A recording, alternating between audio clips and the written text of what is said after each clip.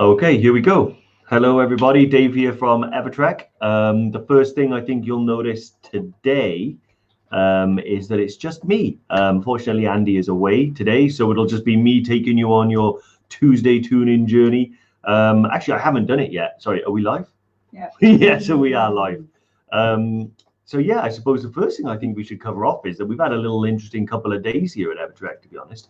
I don't know if you guys know where we're based or have seen any of the news lately, but certainly we are now going into a local lockdown in Caerphilly, which is right where our office is based. So over the next few weeks and stuff like that, at least we're going to be sort of mixing it up and working from home and things like that. So yeah, I think the next Tuesday tune in the backdrop will be slightly different for us. But hey Sinead, hey Debbie, hey Bri, how's it going? Welcome, welcome, welcome. Who's Andy? Yeah. Hi Fee. Hi Fee. But yeah, so just so you're aware that yeah, over the next few weeks and stuff like that, things are going to be changing from us because we're not entirely sure. Because as always with COVID, nothing's 100% clear. We expect that we might be able to get back to the office at some point, but that'll be sort of as and when. But yeah, on to the business at hand. So today, it's always strange when it's just me on my own and I haven't got anyone to talk to. So I'm going to talk. Hi, Lauren. Hi. Hi. Yeah, so what we're going to talk about today really is something that I know makes a huge difference when I'm actually on the trip. And we call them trek hacks. So all those little things that we've learned, all those little tiny things that we can take care of that actually work up to making the trip far more comfortable, far more easy, and gives you a lot of peace of mind and stuff like that.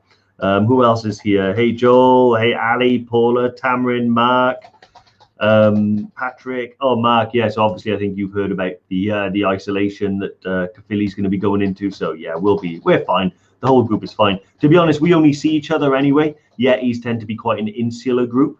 We don't tend to have like too many sort of interactions with the non-Yetis.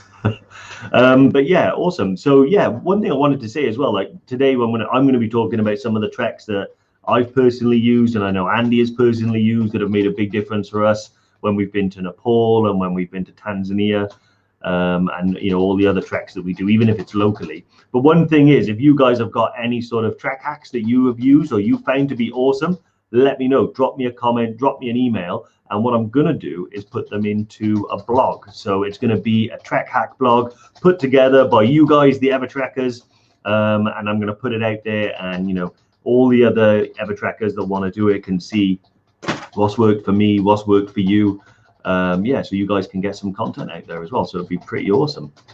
Hey there, Dave. Lisa, tuning in from work, hoping the boss doesn't catch me. To be honest, this is more important than what you've got to do today, Lisa. So yeah, just give your boss some headphones and maybe he can learn some trek hacks as well. Awesome. Yeah, so I think the first couple of hacks that I'm going to talk about, this is weird because it's just me talking today. So please do interrupt me with any questions or anything like that. Oh, I've had a couple of ones here. So already we've had one. Let me bear me 1 second. There we go. So yeah, I think the first few ones that I'm going to talk about now are going to be ones that specifically that I found that helped me actually acclimatize. So as you know, we're all about the high altitude. Every trip that we go takes you to high altitude. So each trip that you guys go on, you're going to have to go through the acclimatization process. And there are a couple of little tiny things that you can do to make that process a bit easier. So yeah, one of the most important obviously is drinking water.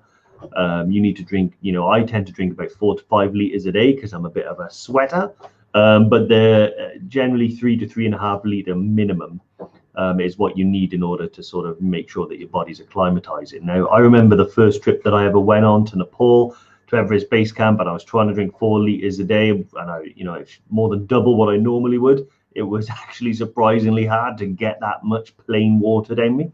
So I bought these little squash things. Now, squash hydration tablets that have like a flavor to it or something like that makes a huge difference. So these little squirty Robinson's bottles, but I think I had some Aldi's own ones as well. A couple of squirts in the bladder, in the water bottle. honestly, it makes such a massive difference. You can get like, 4 or 5 liters of water down relatively easy. If it's lovely, tasty squash, you can just neck it down. Hey, Mick, how's it going? Hey, Kirsty. Hey, Karen. Yeah, we're all safe here in Wales. Honestly, we're fine. Yeah, we're going to be leaving the office, but other than that, everything's totally good. So yeah, guys, honestly, if you're going to be making a packing list, one of the things you should definitely have on there is like some form of flavoring for your water, whether that be squash, hydration salts, or anything like that, even Barocca and stuff like that. Yeah, so that's always good. I see Bright number one hack, always find a hydration buddy. Yeah, I'm not entirely sure that's adequate hydration, but certainly in Kathmandu, it will make you a lot happier. Yeah, the other one is about sort of, snacks, calories and things like that. Because one of the things that I think makes a huge difference, as you guys know, any of you that have done like EBC know that every time you go to a lodge, the menu is largely the same. It all tastes the same. And getting those calories in can get quite tough because altitude, you lose your appetite and things like that. So one of the things that I always do is I have like a fairly substantial stash, sometimes at the sacrifice of other things. If I've got to lose a couple of pairs of boxers to get my snacks in, then I'll do it. It's a sacrifice I'm willing to make. But yeah, having like, adequate snacks brought from home that you enjoy, that aren't necessarily just like, these like grenade power bars or something like that. I do have a few of them, but they're dry and, protein bars aren't that great. If you like Mars bars, bring Mars bars. Lots of people bring those Haribo Tantastics because you'd be surprised, and that sort of sharp, sour flavor is really lacking on the mountains. But one of the things particularly for the meat eaters among you all, we recommend a vegetarian diet on all of our treks. So you can, stay healthy and avoid any like gastric trouble and stuff like that. I think one of the things that always makes a big difference is those little packs of like jerky that you can get. Say you're on an 11-day trip to EBC, you can get 10 or 9 of those packs, and then every so often you can just have one of those, and it just makes a big difference. It also keeps your body is used to eating meat. It's used to using the energy in a certain way. Having some of those hydrated packs of like beef jerky can make like a huge difference. But yeah, so that, it makes me think. Mind you, I was just thinking, last time I was in Hampshire, I found some and it was called dried hygienic meat, which I think was jerky. Yeah, dried hygienic meat. And another one which we found was, what was it? That was it, cuttlefish coated peas. And like, I looked at them and I was like, nah, not having cuttlefish coated peas. But yeah, anything like that, you want to try and stay away from. But also a little tip that I've heard for the, the vegetarians and particularly the vegans as well, is that like these Percy pigs you can get from Marks and Spencer, I want to say. Yeah. Yep, getting a nod. Marks and Spencer, they're like totally vegan, so good for anyone that doesn't want to eat meat or any animal stuff. And they're a really tasty snack and stuff like that. So yeah, awesome. Awesome. I see we're getting some questions here. Can you buy squashies, etc. over there? Is it best to bring them? Bring them with you. So that's Richard that said that, so I can bring that in. Yeah, so bring those with you. I've not seen them in Nepal, so always bring them. And they're only small and stuff like that. Just for, most of the time, if you're going to put them in your day pack or anything, they will get taken off you. So just put them in your regular pack and stuff like that. I actually have like a little like snack bag dedicated to snacks. It takes up quite a large part of my bag. But yeah, that's what I'll do. So bring that stuff with you. To be honest, bring anything with you that you're not 100% certain, because although you might be able to get it one day, you might not be able to get it the next. So Sinead said, take your own snacks from home if you're gluten-free vegan. Yeah, exactly. They do have that sort of stuff in Nepal, but it's not always available. I didn't see much of anything that was, free from, so to speak, in Tanzania. So but a lot of fresh vegetables and stuff like that, but obviously that's not going to be good to take in on a hike with you. So yeah, that's take it with you. George Clark, Tantastics are always in my pocket on every Monroe I do, and of course a mint bar. Yeah, definitely. You do surprisingly see a lot of that. What they call the Kendall mint cake and stuff like that. If it's good enough to get someone to the top of Everest, then it's good enough to get us to base camp. So I always have them. I tend to like stuff that's like a bit sharp, like a bit like sour or sharp or tart and stuff like that. That makes a big difference. So yeah, that's awesome. A couple of other hacks that I have. I'm going to kind of dip in and then go back to some questions. One we've talked about a lot, and I know I've posted about, is power banks. I generally bring 2 power banks, the 26,800 size Anchor power bank. The reason why I bring 2 of them is because that's enough for the entire trip. I don't have to worry about adapters. It's, you know, good on the plane, and it lasts me for, you know, the entire trip. So power banks are a huge must, I think. Otherwise, it's kind of annoying to have to be searching for power, leaving your phone, you know, downstairs or upstairs when you're charging it. It's, you know, people like to sit and send pictures and do stuff like that. So power banks make a big difference. Let's have a look here. So I can see Bri. So cheap way to keep in touch with home. Took a Wi-Fi dongle, bought a local SIM, and 10 people could log on at the same time. Yeah, awesome idea. Another thing you can do if no one has got a dongle. So the Wi-Fi, when you're out there, we hear a lot of people talk about getting, you know, like a local phone, using a local SIM card and stuff like that. You can definitely do that. But if you're just after the Wi-Fi, they sell these scratch cards in every lodge where you scratch and you get a login for the shared network, and then you're able to sort of go on. However, they're very expensive if you buy a smaller size card at every lodge. When you get to Namche, for around sort of $20-$25, something like that, you can get one that gives you the login, but with a larger amount of data, so it'll last the whole trip. So every time I go to Namche, I pick up one of them and I use it, you know, from pretty much Tengboche above. If you're on Kilimanjaro, you will get phone signal for, I think, the last 4 days. The first 4 days on the Lemosha route, not much signal. But yeah, awesome. Yeah, so right, one of the other hacks that I was going to talk about, which I use a lot now. I used to have quite long hair, not so much anymore, but keeping it clean when you're not able to shower and stuff on the trail is dry shampoo. I also bring talc as well to help with chafing. However, I was doing a bit of research into this and making the list this morning, and I had some news that was new to me, and I don't know how I missed it. Talc can be quite, I think, unhealthy, particularly for girls, I think. And there's a lot of, you know, stories about, you know, maybe it might even be like a carcinogenic or something, and there might be a risk of certain cancers. So yeah, wow, talc might be like completely removing that from my list of stuff now, because I've been using it, like, I would say, in an unhealthy amount, like on all of my treks. You know, my head quite often looks like a frosted ice gem after I've like put a load on there. But yeah, didn't know that. Yeah, any of you know anything more about talc? Let me know. You should be fine for your hair. You think so? I'd say that's like minimal. Yeah, I'm more concerned about the breathing in. You know, because sometimes it's hard to see. That's how much is in the air around me, like when I put it on. You know, so yeah. Let's have a look. So we got here's Paula. So if we decide to go veggie on the trip, do you need to start maybe a week before? Not necessarily. So I suppose I try to be vegetarian. I suppose the correct term is flexitarian. So, you know, I do my best to sort of limit the amount of meat that I eat, but I will still eat it. So, and I usually just kind of go cold turkey. So I'll stop eating meat pretty much when I fly to Lukla. And then I'll do the whole trip. So Lukla, back down to Lukla, and I won't eat meat again until I get back there.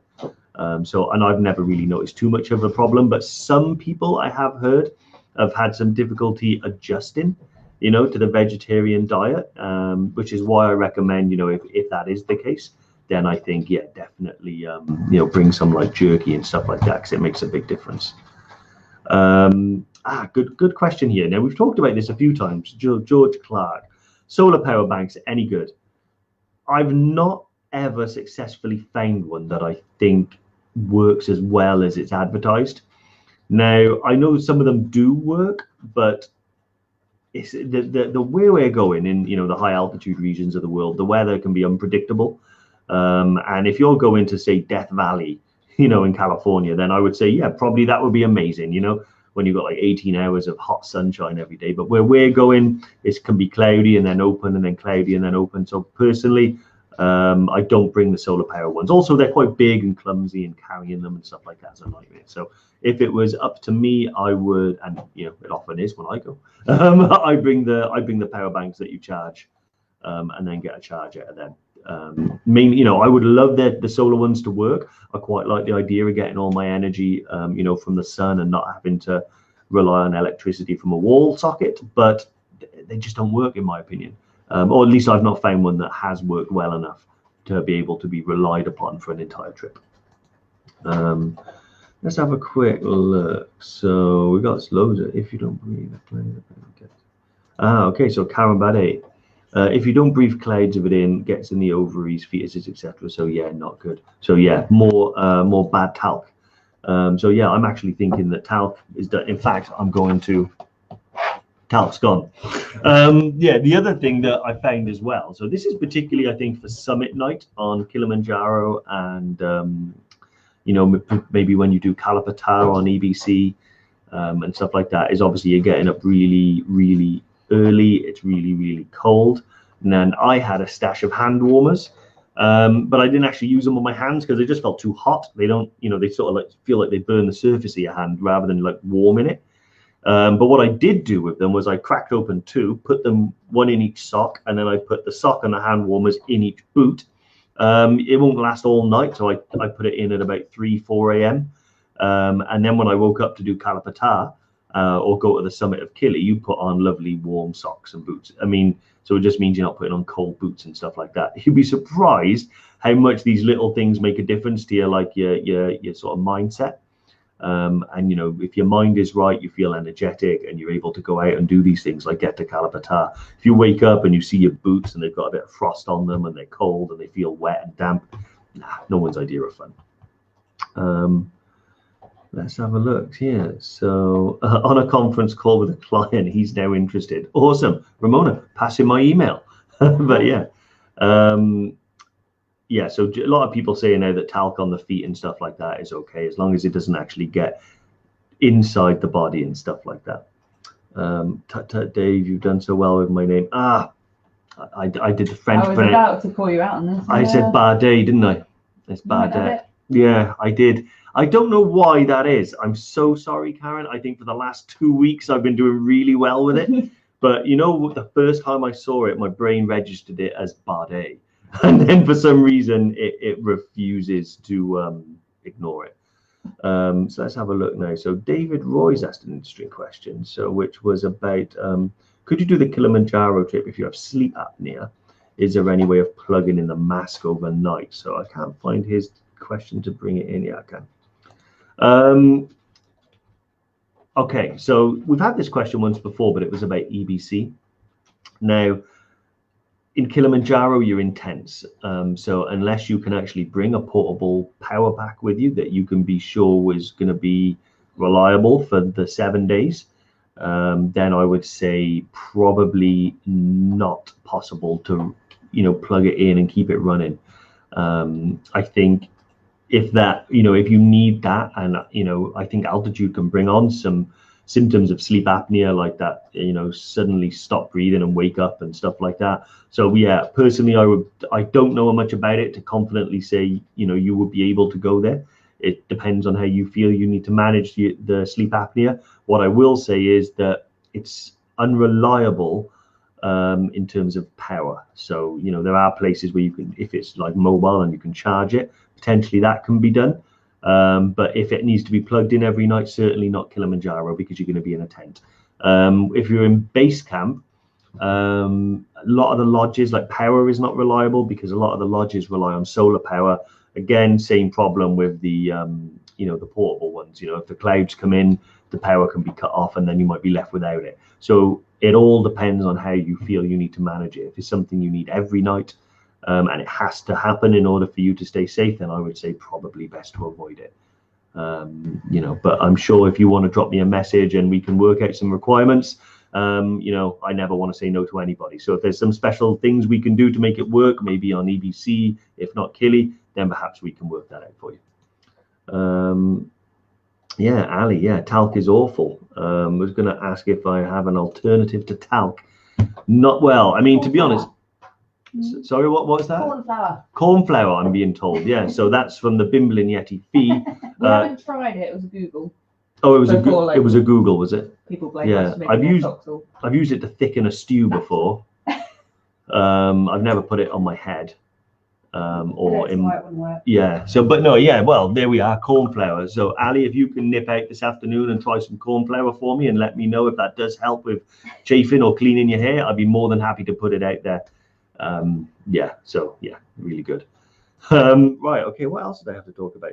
Yeah. So, the one that I really like, because it depends how messy a packer you are, but packing cubes, they are brilliant. They've completely like revolutionized the way that I like, pack my duffel bag.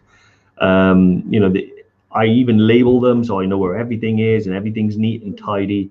And the reason why that's a big help is if I use Kili, for example, when I was there in February, there's only two of us to a tent. The tent's very small. You wake up in the night, you want to try and find something, you want to find your paracetamol, and your bag's a complete mess. It is a nightmare. You wake up the person next to you, you get stressed and stuff like that. So it's not great. However, these packing cubes are brilliant. Literally, just put your head torch on, look there, look at medicine, brilliant. And when you are putting your stuff in the packing cubes, now this is something I even learned today, roll everything in and then sort of line them up side by side. That way, you don't have to sort of lift 1, 2, 3 items to get one out that you need. Magical. I learned that again today. It's amazing. Yeah. Oh, okay. Thank you. Karen has let me off. See, Sinead, you have jumped in here. Zinc oxide tape. Yes, that was on my list that I was going to talk about today. I never used it before I went to Kili. And it's really strange. Like I had just one little hot spot like on the side of my little toe. And then one of the guys recommended this zinc oxide tape. I put it on, it's perfect, it worked brilliantly. I have heard a lot of stuff about Compeed as well. I've never actually used a Compeed, but Fee is adamant that Compeed is brilliant, so I'm obligated to mention Compeed. There are other brands available. Yeah, there are other brands. Well, we're not the BBC. Compeed. Yeah, so we're going to have a look here. Karen let you off, Andy. Oops, Dave. Yeah, brilliant. To be fair, Karen, yeah, I am. I am also someone that gets their name wrong. I almost want to get a T-shirt that says like my name's Dave and an arrow. But yeah, thank you.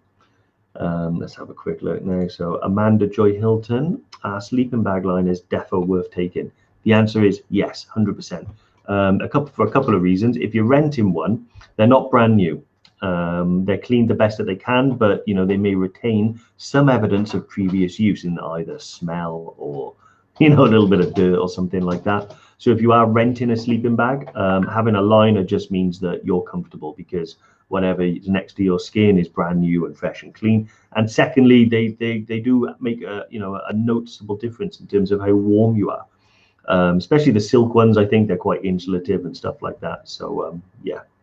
I'm getting to Marie Kondo folding. Does anyone know what that means? It's the technique, the packing technique. Oh, is that the packing technique? Is it? Yeah. Okay, brilliant. Yeah, brilliant. So yeah, David Roy, yeah, keep in touch, mate. Yeah, drop me a message, because I'm keen to make everybody, an adventure possible for everybody. So if there's something that I can do, or I can talk to one of the guys on the trips and we can work it out, I'll make it happen for you. Let's have a look. Okay, well, Sinead has now said, one for the ladies, altitude can really affect your cycle. Be prepared even if you aren't expecting. I've not ridden my bike to altitude, to be honest. Oh, I was so slow. Yeah. Yeah, I'll take your word for that, Sinead. But yeah, ladies, take notice of that as well. Okay, let's have a quick look. Packing cubes, where from? Amazon, to be honest. Osprey do sell them, but they're crazy expensive to get the Osprey ones, So I've just ordered a load off Amazon. You can buy like a multi-pack of say 10 bags, all different sizes. So yeah, go on Amazon, and I think I paid around, I think it was about between 10 and 15 quid. And I bought a couple of sets just so I've got more than I need. So yeah, perfect. Let's have a look. Debbie Bothroyd has said OEX do good ones from Go Outdoors. I'm assuming we're talking about packing cubes here. But yeah, awesome. Yeah, Go Outdoors are great. I'm big fan of Go Outdoors. That discount card is gets renewed annually. Yeah, see, James has actually said Osprey make really good ones. That's wrong. James actually has said, yeah, they make really good ones. They do, James, but they're just too expensive for me. you know, I really don't mind them like it. But what's here? A good hack is to take dog treats. Are you saying that like is that to like feed the little fellas you see on the trail and stuff like that? If so, big fan of that, James. Big fan of that. I mean, you know, make sure you get your rabies jabs before you do it, guys. But yeah, you know, I've always said, you know, if I see a dog on a trail, it's getting petted, you know, and yeah, dog treats, awesome idea. Let's have a look. So, okay. Right, the other one that I was going to talk about was zinc oxide tape is a pea ball. This can make a huge difference, particularly, you know, if, you know, you're in a tent or something like that and, you know, you don't want to get up and traipse across the campsite and, you know, worry about tripping, you know, over some guy ropes or something like that. It even works in the lodges and stuff like that. Not everyone is really comfortable getting up in the night and, you know, walking, you know, to the toilets and stuff like that. So yeah, I think having like a pee bottle there is brilliant. You just pee in it in the night, pour it away in the morning. You know, some people say they'll use them for warmth. I personally don't recommend it. The other thing, whilst I'm on the topic of peeing, the toilets in the lodges. Many of you I know have been to EBC, and many of you I know will recognize that the toilets are not the most fragrant places in the world, or they all are, depending on, you know, whether we're talking about rank. So yeah, Tiger Balm widely available over here, everywhere in the pool. A little bit of Tiger Balm, a little bit on the lip like that. It's all you can smell. Perfect. It makes going to the toilet far more comfortable. So a little hack there. So yeah, Jerome, rabies, avoid. Well, rabies is one of those ones where it is prevalent in Nepal, but it tends to be in the lowlands. It's not really in the mountains, although, you know, it's in Nepal. So that's the rule that we take. It's one of those where we talk about, we say it's an optional vaccination, meaning that it's something that I'm not going to advise you to do or not to do. I can tell you what I've done, which is I've got fully vaccinated for it, purely because I'm a frequent traveler to these countries. You know, so it tends to be like a little bit of you know, a concern of mine, and it's one of those things that, you know, once you get, you're kind of screwed if you develop symptoms. So personally, I get it. It's optional, so it's down to your comfort level as to whether you get it or not. If you're not vaccinated, then I'd probably say just don't touch anything. Don't touch animals. Don't feed cats. Don't do anything like that. Just, you know, admire them from afar. Boring. I know it is boring, but, you know. I always kind of say to people, like, if you're the type of person that you see the monkey, you cuddle the monkey, you get the rabies. Not a monkey. No, I've seen those bad boys go at each other. They are not to be trifled with. Yeah, so Mark, trekking poles, not just for oldies, a revelation. To be honest, mate, yeah, I completely agree. So for years and years, I've never used trekking poles.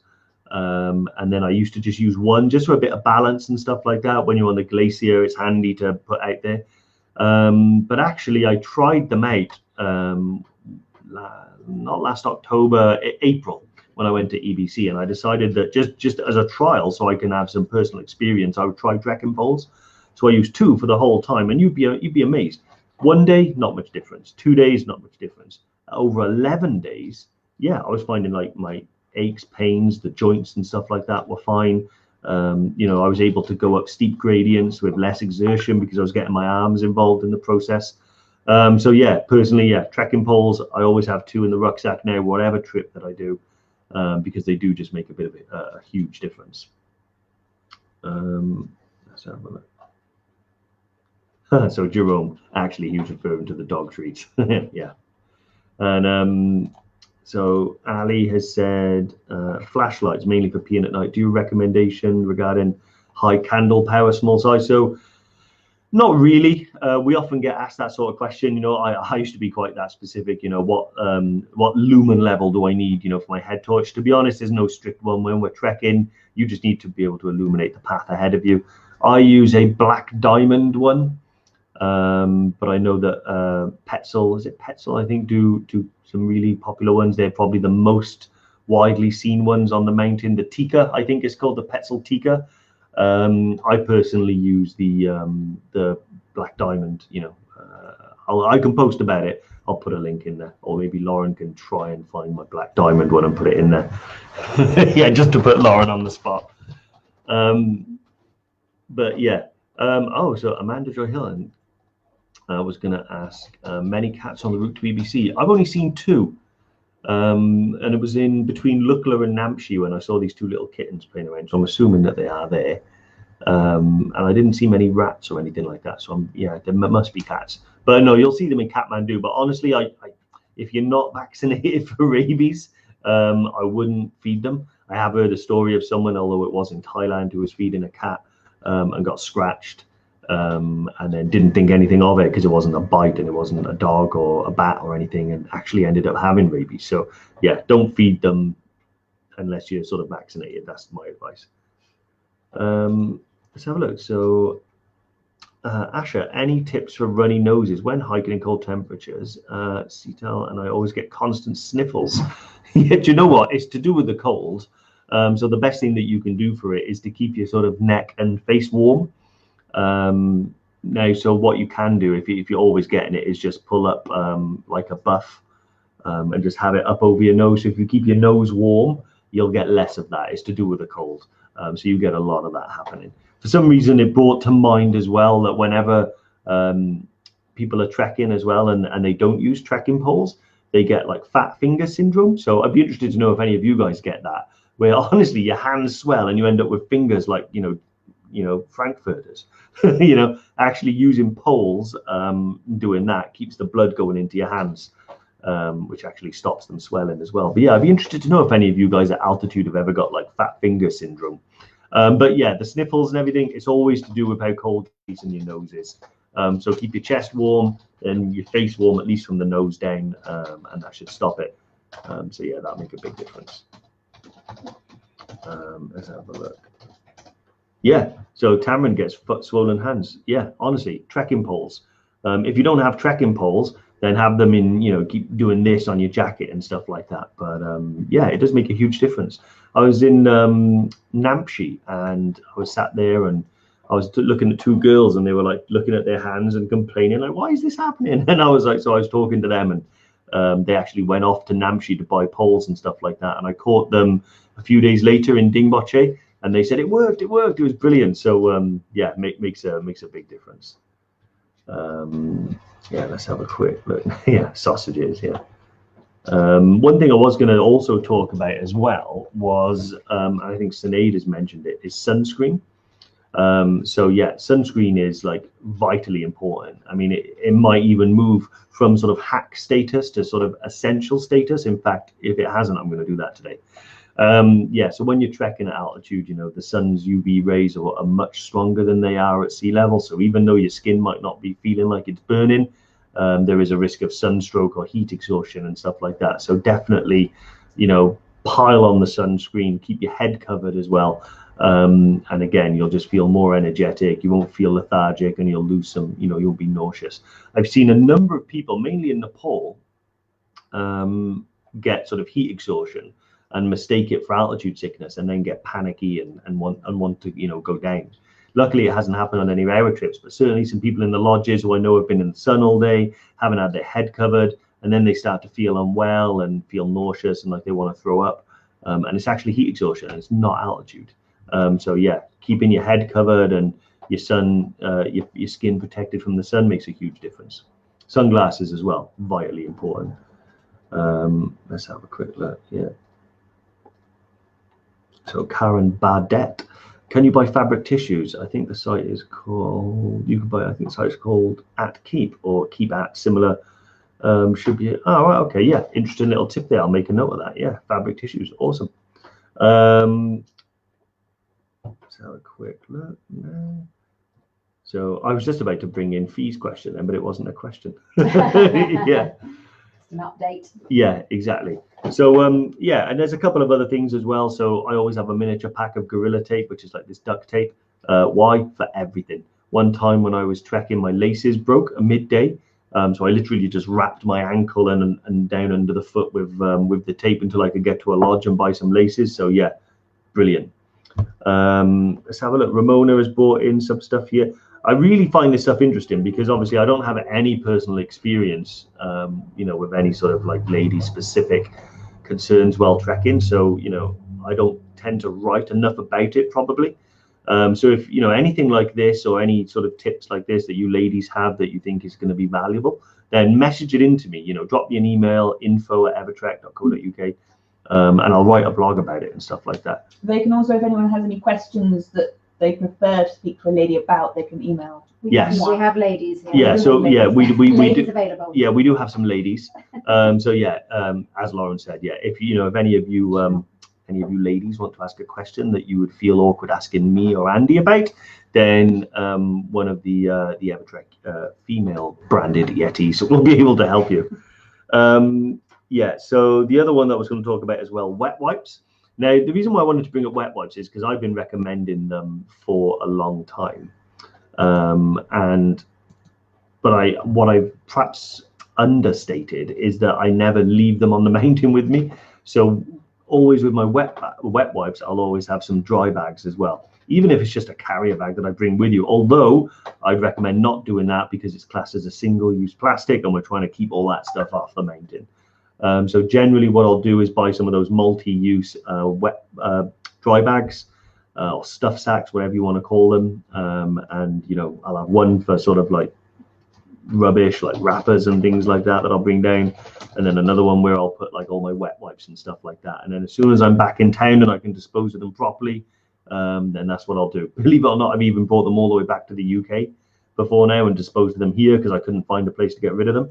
So if you are bringing wet wipes or anything like that, also make sure that you've got a bag to put all the waste in and stuff like that so you can take it back with you. So have a quick look. So recommendations for glasses fogging up at altitude. The glasses that I always use are Jublos, which are really, really good. Or Jublos, yeah. They're really, really good. They're sort of I say the industry leader when it comes to high altitude. So I think they're really the best ones. I've not had much issues with them fogging up. But generally speaking, that might be because I suppose when I sweat and stuff like that and I'm out of a breeze, then I might get them fogged up. The only thing that I know of, but I've not tried, is you can put a spray on the front of them, which stops moisture gathering on the glasses so they don't spritz, so they don't fog up. I've never used them. Normally I just whip them off, give them a dry and put them back on again. But if it is that much of a problem where it's like you've got glasses on all the time and it's doing your head in, try that spray that stops moisture gathering on the front. That might make a big difference. Oh, by the way, Paula has said, thank you, Lauren and Fee. So, yes.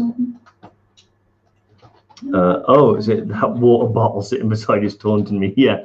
Leah, well, I am working on getting one sent over to Australia. So, you know, the one thing I reassure you about is it will arrive. I guarantee you. Let's have a look. So, Sital has said, are the toilets in the guest house and the EBC holes in the floor? They do exist. Generally speaking, in most of the lodges, there'll be two types. So there'll be the long drop and then there'll be a normal toilet. They won't have a flush or anything like that. It'll just be a toilet for you to sit on. The flush you'll have to do yourself by usually there's a big barrel of water and then a jug inside, and you just scoop it up and pour the water down, and all the tissues and stuff go in a little bin on the side. So yeah, I've done an entire EBC trip and I've not used a long drop in the lodges. If you stop on the trail or something like that, you might have to have what we call a wildie. So, you know, find a rock or a bush, or there might be a toilet even on the trail, but generally speaking, those ones will be the hole in the ground.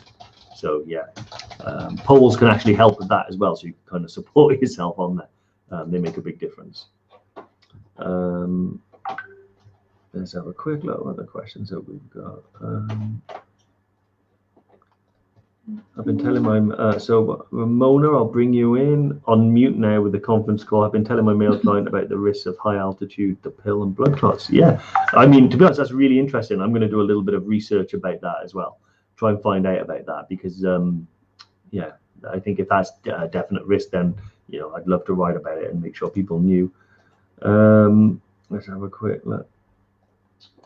So do people use Vicks to help with the smell? Yeah, Tiger Balm, generally speaking, on the pole because it's so widely available. But yeah, 100%. Put a little of that on your nose. You can walk around, deal with the smell. No toilet is off limits then with Vicks and stuff like that. So that's brilliant.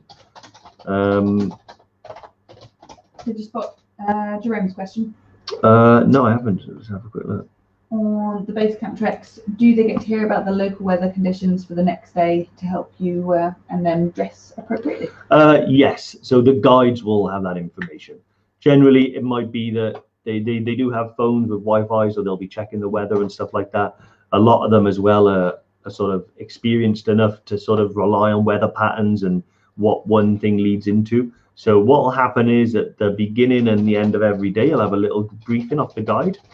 So what will happen is, the guide will tell you a little bit about, where you're going to go, how long it's going to take, what you're going to see, and he'll also tell you, make sure you pack your waterproof, make sure you pack your down jacket and stuff like that. So, you're not left out in the rain or out in the cold without the adequate protection and stuff. So yeah, the guides that we use. I mean, I always say this, I would tell you this even if it wasn't true, but it absolutely is. The guides that we use are the best in the business. They just are. Both in all the destinations that we go to, we put a lot of effort in. We always go there. We always, complete the trips, and the guides that we have, I've got the utmost respect for. They're so knowledgeable. And they're so experienced that they know exactly, all of these questions and stuff are always in their mind, and they're always looking out for you. So yeah, you'll know about the weather and what to bring at the beginning and end of every day, guaranteed. Let's have a quick look. Okay, so I'm not sure. Have I missed any questions, Lauren? Have I missed any? I know I've got one more one, which is like earplugs or noise cancelling headphones, which make a huge difference, particularly if you're in a tent because the walls are so thin. And if you've got a snorer sleeping next to you, I always sleep with noise cancelling headphones in and stuff like that. It makes a huge difference.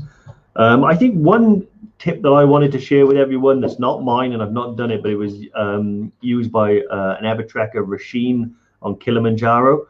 When we're talking about snacks and all of that sort of stuff, she did an amazing thing, which was every single day for each day of the trip, she had a little bag with snacks for that day and an uplifting message. And that could be something you write yourself to motivate you. You could, if you're going on an 8-day trip to Kilimanjaro, you could ask 8 of your family and friends and loved ones to write you a message. And then every day then you would open that, see the message for the first time, and have a huge mindset boost and stuff like that. And yeah, absolutely amazing. And I think, I've not actually done it, but I've seen the benefits of that type of thing on the mountain, and I think opening one of them when you get to the summit of Kilimanjaro, I think you'd have to be dead inside not to shed a tear, I think. I'm so going to do that for your next trip you go on. That's so cute. So yeah. I'm going to throw in one abusive one. Yeah. Motivational. Yeah, I think I would need a bit, like seriously, Dave, you've been sat there too long. Yeah. That's awesome.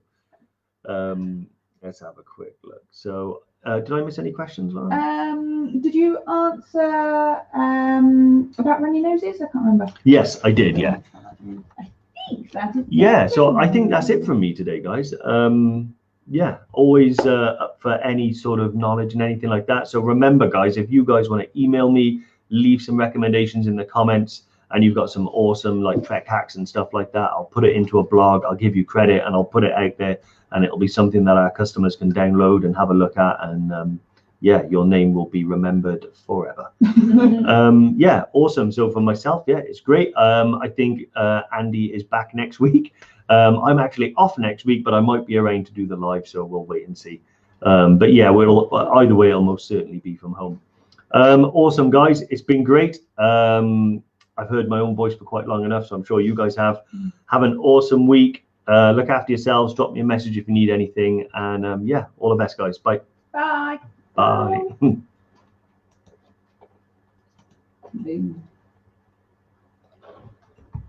I like that idea of little motivational messages.